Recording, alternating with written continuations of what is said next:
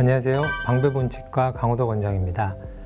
앞서 설명드렸던 꼭 해야 하는 보험 청구와 관련된 FAQ를 다뤄보도록 하겠습니다. 먼저 첫 번째 질문인데요. 요양기관 업무 포털 미청구 자료 조회 메뉴에서 미청구 불능 반송건의 재청구, 보완 청구는 언제까지 가능하나요? 그리고 어떻게 하나요? 라는 좀 긴 질문인데요.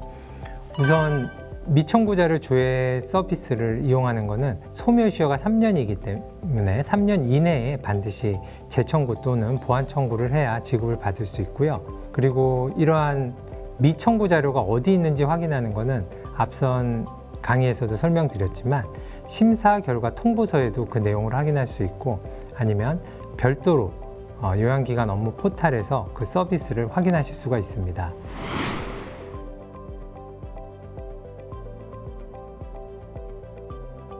그리고 다음 질문입니다.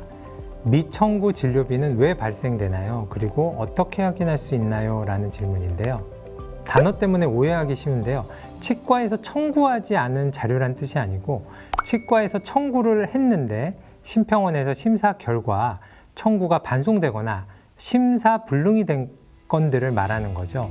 이러한 건들 중에서 치과에서 다시 재청구나 보완 청구를 하지 않은 건을 바로 미청구 자료라고 저희가 이야기하고 있고요. 이러한 미청구 자료에 대해서는 별도로 조회할 수 있는 서비스가 있는데요. 심평원의 요양기관 업무 포털에 들어가면은 이 서비스 항목 탭을 찾을 수가 있습니다. 지금 보시는 것처럼 요양기관 업무 포털에 접속할 때는 공인인증서가 필요하고요. 메뉴의 위치는 진료비 청구 탭에서 진행 과정, 미청구 자료 조회 탭을 차례대로 찾아 들어가시면 되고 거기에 들어가시게 되면 심사 불능과 반송 이 두 가지가 따로 분류가 되어 있는데요. 어쨌든 3개월 단위로 심사 불능되거나 반송된 자료를 바로 이 탭에서 조회하셔서 다시 보완 자료 첨부해서 청구하시면 지급을 받으실 수 있을 것 같습니다. 다음 질문입니다. 내원일수 지표는 어떻게 산출하나요? 그리고 지표연동 자율개선제가 없어진다고 하던데 이제 지표에 대해 신경 쓰지 않아도 되는 건가요? 우선 지표연동 자율개선제가 없어진다라는 이야기가 있는데요.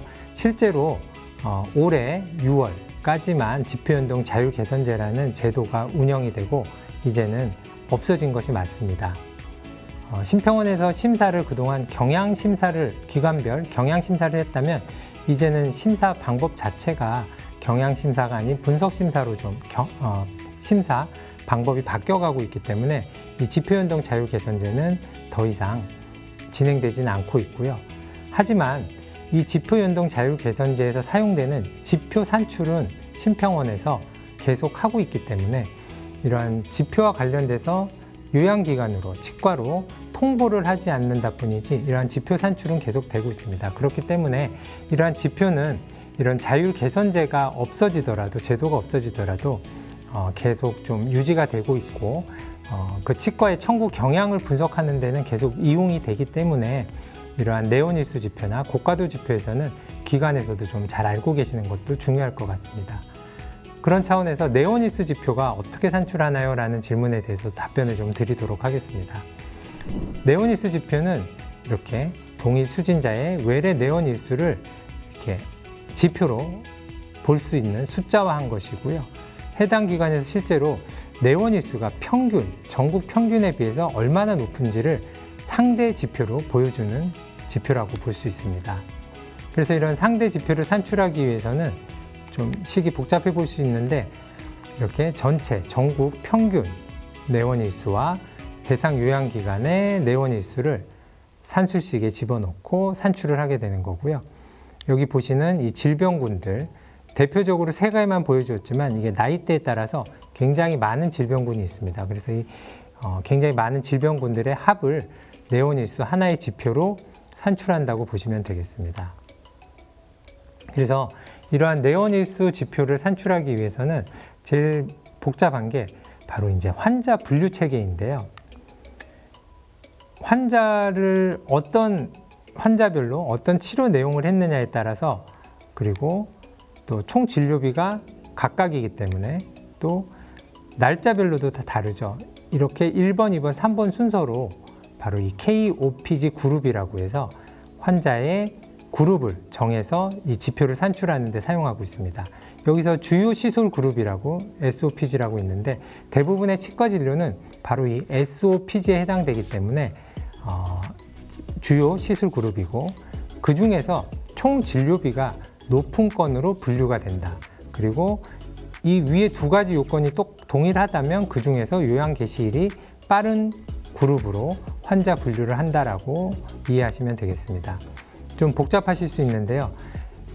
실제 예를 보여드리면 이렇게 한 달에 같은 월에 환자들이 내원한 횟수가 이렇게 4번인 분도 있고 2번인 분도 있고 굉장히 다양하게 많이 있죠. 그래서 각 환자별로 이렇게 4번, 2번, 3번, 2번 이거를 합산해서 계산을 한다고 보시면 되겠습니다. 예를 들어 아까 3번 내원한 환자가 첫 번째 내원은 치석 제거를 위해서, 두 번째 내원은 근간 치료를 위해서, 그리고 세 번째는 충전을 위해서 내원했다고 했을 때 지금 보시는 것처럼 치석 제거 비용이 제일 높죠. 그리고 근간 치료, 충전 이 순서죠. 그래서 이 세 가지 모두 다 주요 시술 그룹에 해당되기 때문에 이 중에서 비용이 가장 높은 치석 제거 그룹으로 최종적으로는 이 환자의 지표를 산출할 때는 이렇게 단순 치음 및 치주 시술이라는 질병군으로 합산해서 금액도 그렇고 내원 횟수 3번 내원한 것도 다 이렇게 실제로는 근간 치료와 충전을 위해서 내원했지만 치석 제거와 관련된 질병군으로 이렇게 3번 내원한 걸로 묶이게 되는 거죠. 이것 때문에 많이 지표 산출에 대해서 좀 어려워하시고 이해를 못 하시는 경우가 많이 있는 것 같습니다. 어쨌든 이런 식으로 지표를 산출하게 됩니다. 네, 이렇게 해서 꼭 해야 하는 보험 청구와 관련된 FAQ를 다뤄봤습니다. 다음 방송에서는 절대 안 해야 하는 보험 청구라는 주제로 여러분 다시 찾아뵙도록 하겠습니다. 시청해 주셔서 감사합니다.